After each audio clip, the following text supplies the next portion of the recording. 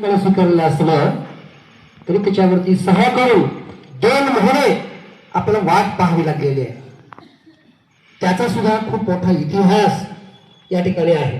कारण संविधान हे फक्त काही संविधान सभा घडली आणि लगेच लिहिलं गेलं असं नाही. 1909 सुरुवातीला देशामध्ये मोर्गमिंटो सुधारणा कायदा आला. देशमुख साहेब सांगितलं 35चा कायदा.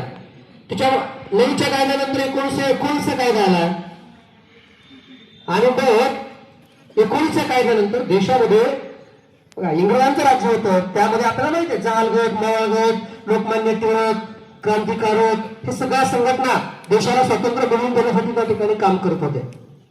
हे सगळं टप्प्याटप्प्याने अगदी घडत आलेलं आहे.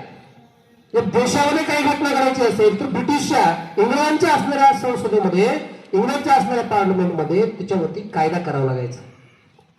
देश कोणाच्या मनावर चालत नव्हता. देश हा इंग्लंडच्या संसदेमध्ये कायदा पारित व्हायचा आणि मग तो कायदा आपल्या देशाला लागू व्हायचा. आणि मग त्या ठिकाणी ब्रिटिश राज्य करत असताना भारतीय लोकांना सुद्धा त्या ठिकाणी असं वाटायला लागलं. तर आज 1857चा उठाव माहिती तुम्हाला, क्रांतिकारकाचा उठाव माहिती, सगळा इतिहास तुम्हाला माहिती. ज्या गोष्टी फक्त पुस्तकात नाहीत त्या गोष्टी मी तुम्हाला इतिहास सांगणार आहे. मग अशी एक घटना घडली देशामध्ये 1928ला की देशामध्ये अनेक पक्ष होते. आपल्याला माहिती आहे अनेक विचारसरणीचे लोक राहत होते. आणि मग इंग्रज सरकारने त्या ठिकाणी सांगितलं की तुम्ही भारताला साजेल अशा प्रकारची असणारी राज्यघटना तुम्ही लिहा, तू सर्व पक्ष एकत्र या असं ठरलं. आणि मग 1928ला देशामध्ये दिल्लीला पहिली बैठक देशातली संविधानाची त्या ठिकाणी भरली आणि सर्व पक्ष एकत्र येऊन त्या ठिकाणी देशाला संविधान कसं असावं याच्यावरती त्या ठिकाणी त्या बैठकीमध्ये सविस्तर अशी चर्चा करण्यात आली.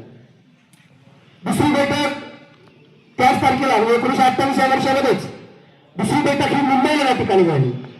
पण देशामध्ये विविध जाती आणि धर्म भौगोलिक प्रदेश विविधता असल्यामुळे सर्व पक्षामध्ये संविधानाबाबत एक मत त्या ठिकाणी झालेलं नाही. आणि मग त्याच काळामध्ये एक आपल्या समाजामध्ये जातीय व्यवस्था त्या ठिकाणी खूप होती. घटना कशा घडलेल्या त्या फक्त बारकाईने लक्ष द्या. आणि मग आपल्याकडे जाती व्यवस्था असल्यामुळे जातीय काही प्रश्न निर्माण झालेले होते. ते जातीय प्रश्न निर्माण झालेले सोडवण्यासाठी आपल्याकडे एक मोतीलाल नेहरू नावाची कमिटी त्या ठिकाणी नेमली गेली आणि त्या कमिटीने काही उपाययोजना त्या ठिकाणी सुचवल्या. पण त्या उपाययोजना त्या ठिकाणी इंग्रजांनी मान्य केलेल्या नाही.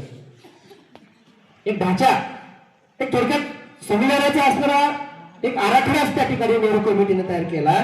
पण तो इंग्रजांनी रद्द केला. का? तर तो देशातल्या सर्व पक्षांना मान्य नव्हता.